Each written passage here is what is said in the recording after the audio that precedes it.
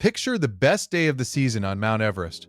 No wind, no storm rolling in, no slab of ice waiting to break loose above the route. The sky is a deep, cloudless blue, the kind climbers wait weeks in base camp to see.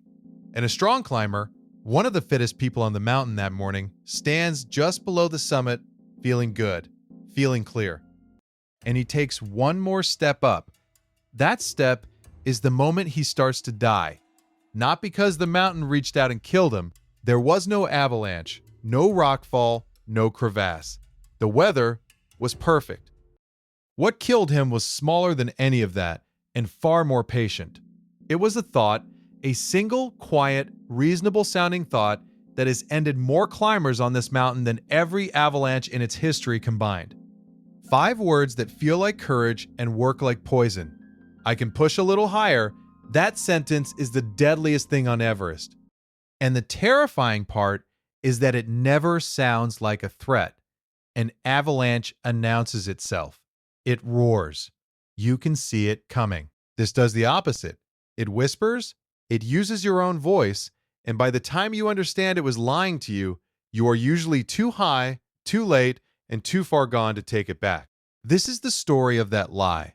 Where it comes from, exactly how it kills, and why it saves its cruelest trick for the moment you think you have already won.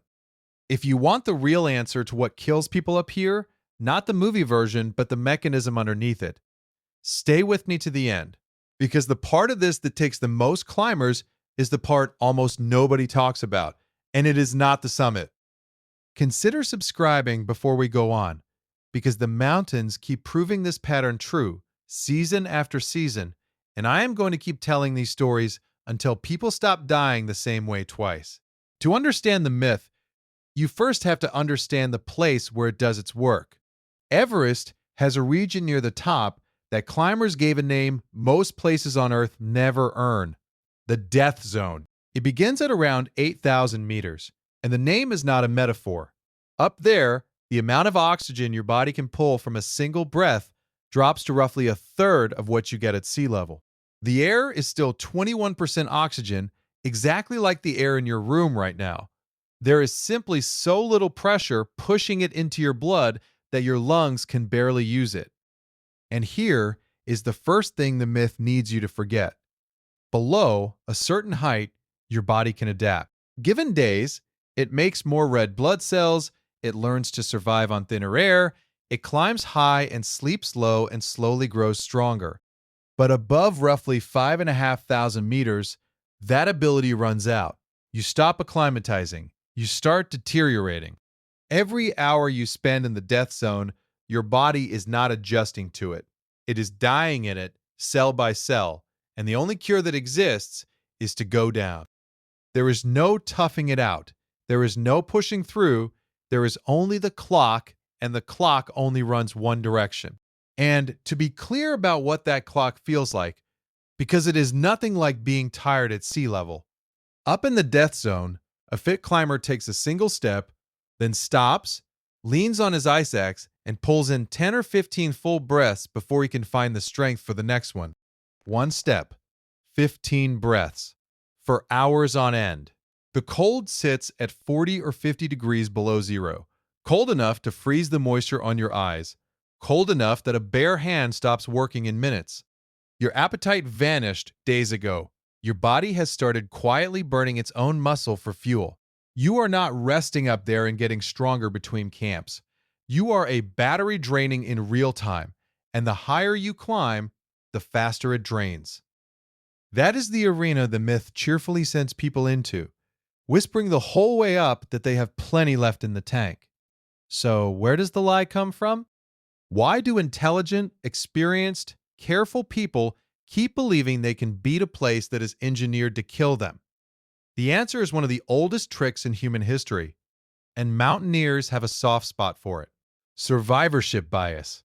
Think about the first generation of Himalayan climbers, the hard men in wool and hobnailed boots, who went higher than anyone thought a human could survive. Some of them pushed past every warning sign, ignored the headaches, ignored the stumbling, gritted their teeth, and made it back down alive.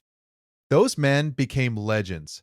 They wrote the books, they gave the lectures, they taught the next generation that the mountain rewards the ones who refuse to quit. And the climbers who did exactly the same thing, who pushed just as hard and ignored the same signs, but who did not come back, they did not write anything. They are still up there. Their side of the story froze into the snow and never got told. That is the engine of the whole myth. The mountain rewards the lie just often enough to keep it believable. For every 10 climbers who push too far, some fraction get lucky, and the weather holds, and their body holds, and they stagger back into camp as proof that pushing works. You never hear from the ones it did not work for, and so a place that punishes stubbornness with death gets a reputation, passed down campfire to campfire, as a place that respects it. And in the modern era, the myth learned a brand new disguise, one stitched together out of money. Everest is a business now. In a single recent spring, Nepal handed out a record number of climbing permits, and a permit up there is not cheap. By the time a client is standing in the death zone, they've usually spent 2 months and a small fortune to get there. So a fresh version of the old lie appears, and it kills just as efficiently. I paid for this. I trained years for this. I cannot fly home and tell everyone I turned around 50 steps from the top. The record of recent seasons is brutally clear on where that thinking leads. When researchers went looking at who was actually dying, a striking share of the deaths clustered on the cheapest, thinnest supported expeditions, the ones with no strong guides standing there to enforce the turnaround. No one whose entire job was to say the word nobody wanted to hear. Because the guides caught in the middle of this carry an almost impossible job. They are paid by the very person they may have to overrule. Turning a client around, a client who spent everything, who trained for years, who can see the summit with their own 2 eyes, means becoming, for a few brutal minutes, the most hated human being on the mountain. The best guides do it anyway. They have stood on that ridge before and watched exactly what happens to the ones who were not turned around. They already know the client will scream at them on summit day and thank them for the rest of a life they would not otherwise have had. Now let me show you what actually happens inside a body that believes the lie. Because up in the death zone, thin air does not just make you tired. It starts to break you in 2 very specific, very brutal ways, and both of them begin so gently that you can talk yourself out of noticing. The first attacks the lungs. In the low pressure and cold, fluid begins leaking into the tiny air sacs that let you breathe. It is called high-altitude pulmonary edema, and what it means in plain language is that a climber standing upright on a dry mountain begins, slowly, to drown.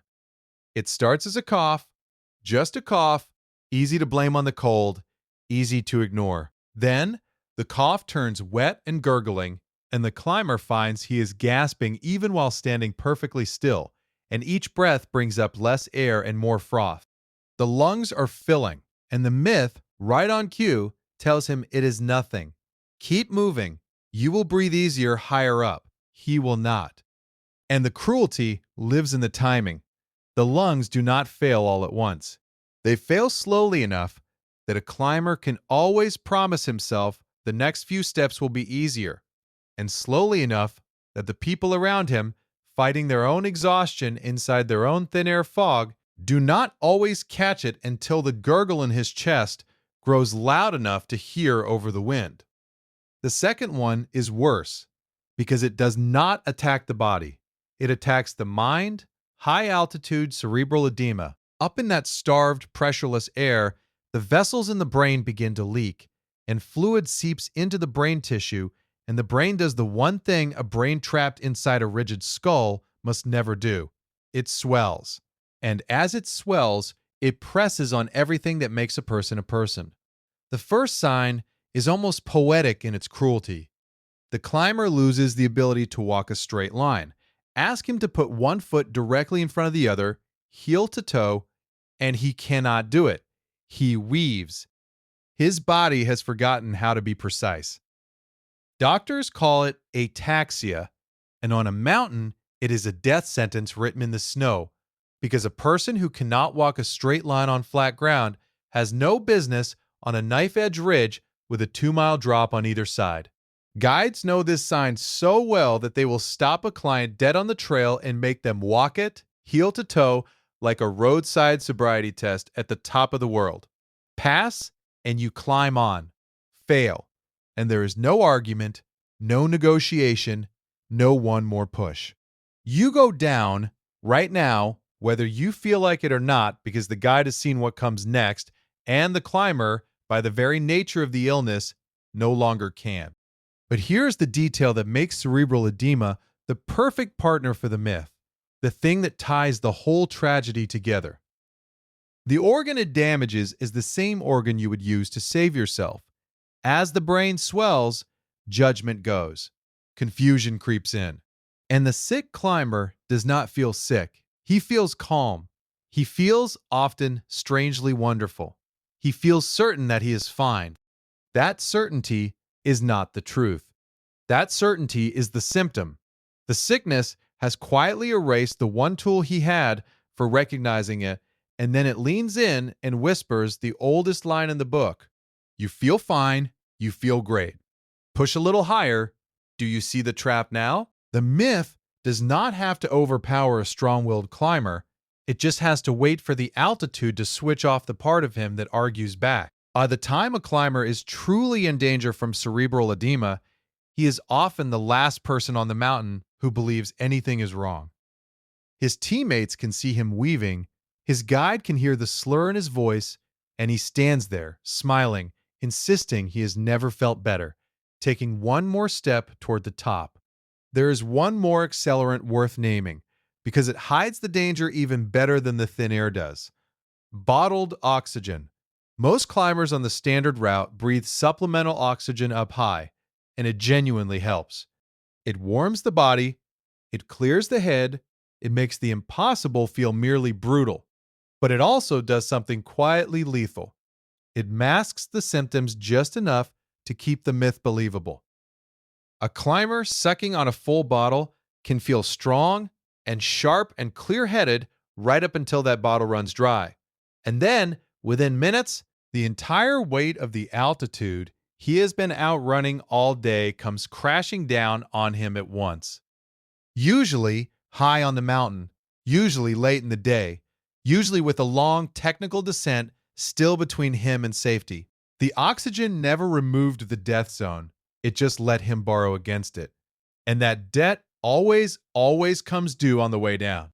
This is why the mountain claims so many of the people you would least expect, not the weak ones, the strong ones, the ex-soldiers, the marathon runners, the people whose entire identity is built on never giving up. Give up is a muscle they train their whole lives never to use. So when their body starts screaming the truth, they do the thing that made them successful everywhere else on Earth. They override it. They push. And on Everest, the exact trait that got them to the mountain is the trait that keeps them there forever. Tell me in the comments if you have ever met someone like that. The kind of person who is so tough they would walk straight into a wall rather than admit it hurt. Because that person, up here, is in more danger than the nervous beginner who turns around at the first headache. And still, none of that is the myth's masterpiece. The lungs, the brain, the confusion, that is only the setup. The real killing happens somewhere the myth never lets you look. It happens on the way down. For decades, people assumed Everest killed climbers as they clawed toward the summit, exhausted and desperate in the final push. Then, researchers actually went through the record, more than a century of it, more than 30,000 people who climbed above base camp. And the numbers told a story that should be taught to every climber before they ever leave home. The majority of people who die on Everest do not die going up. They die coming down. After they have already stood on top. After they have already won. Sit with how strange that is. The summit is the goal. The summit is the photograph, the flag, the moment of a lifetime. And the summit is where the danger is only halfway finished. Because the myth told them a lie about geography. It told them the top was the destination. It is not. The top is the turnaround. The destination is a warm tent thousands of feet below. And the myth spent every ounce of their strength getting them to a place that was never the finish line. There is a name for this. Outside the mountains, a flaw wired into every human brain. We are terrible at walking away from something we have already paid for. The more we have poured into a thing, the harder it becomes to abandon, even when every rational signal is screaming that we should. Economists call it the sunk cost trap. And on a warm afternoon in an office, it costs you a bad investment or a job you should have quit years ago. At 8,500 meters, with the summit 50 steps away and 2 months of suffering stacked up behind you, that exact same instinct costs you your life. The climber does not think, I am dying here. He thinks, I have come too far to stop now. And those are the last fully clear words the myth will ever let him have. Think about the shape of that. A climber pours out everything he has to reach the summit, believing that is the hard part, believing it is nearly over. He gets there hours later than he should have because the myth kept telling him he was almost there and to keep going just a little longer. He stands on top of the world with an empty tank, a swelling brain, leaking lungs, and a sun already sliding toward the horizon. And now he has to do the single hardest, most dangerous thing in mountaineering. He has to descend the death zone at the end of the day, with nothing left, using a brain that can no longer be trusted to make simple decisions. The myth walked him into the most lethal position on the planet and called it success. And do not picture that descent as the easy half, the relaxing stroll down after the hard work of going up. It is the exact opposite. Climbing up, gravity fights you, but at least it presses you into the mountain. Coming down, gravity is actively trying to peel you off it, and stopping a slip demands fast, precise, deliberate movement, the one kind of movement a hypoxic, starving, half-frozen brain can no longer reliably produce. Every single step downward is a small, controlled fall. The most technical, least forgiving sections of the whole route, the near-vertical rock steps, and the exposed traverses over nothing, now have to be reversed by the most depleted version of that climber who has ever existed. Up was the part he trained for. Down is the part that quietly kills him. This is where climbers talk about a thing called the turnaround time. It is not complicated. Before you ever leave the high camp, in the safety of the dark, before the mountain has started working on your mind, you pick a time. 2 in the afternoon usually, and you make an unbreakable promise to yourself. Whatever happens, wherever I am, if that time arrives and I am not on the summit, I turn around. Not because I am weak, because the version of me standing here in the tent, thinking clearly, does not trust the version of me who will be up there in the thin air, drunk on hypoxia, listening to the myth. The teams that come home are not the ones who never feel the pull to keep going. Every climber feels it. The teams that come home are the ones who decided, in advance, in cold blood, not to obey it. And when that promise breaks, the last act is almost unbearably quiet. Somewhere above 8,000 meters, a climber who should have turned back hours ago finally cannot take another step. And instead of fear, the myth offers one last mercy that is really its final trap. It tells him to sit down, just for a minute, just to rest.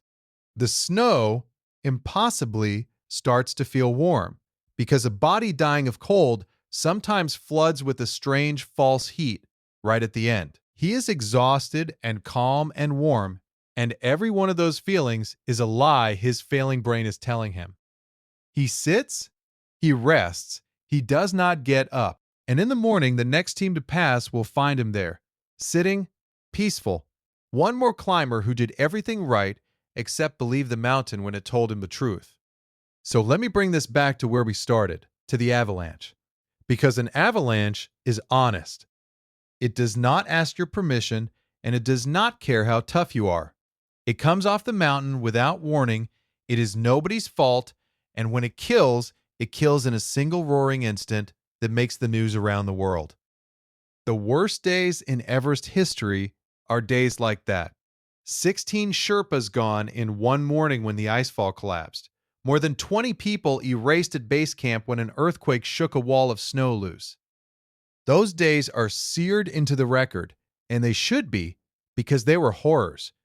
But go back through the quiet years, the ones with no earthquake and no headline. In those years, the mountain still takes its climbers, one at a time, spread across the season, in ways that never make the front page. A climber who kept going past 2 o'clock. A guide whose client would not turn around. A strong, experienced mountaineer who felt wonderful right up until he sat down in the snow. Add all those quiet, invisible deaths together across 100 years, and they outnumber the avalanches.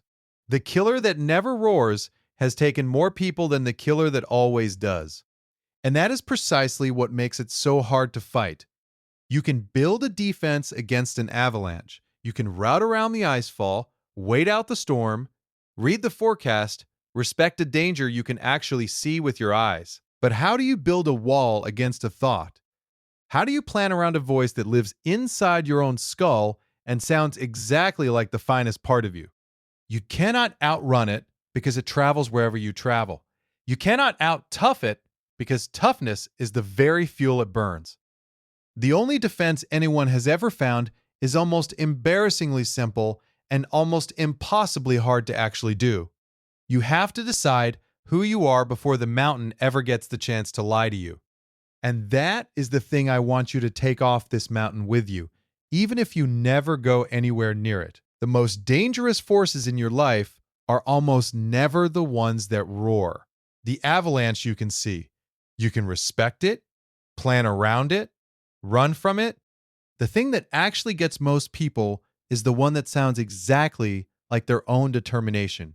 It wears your voice. It feels like strength.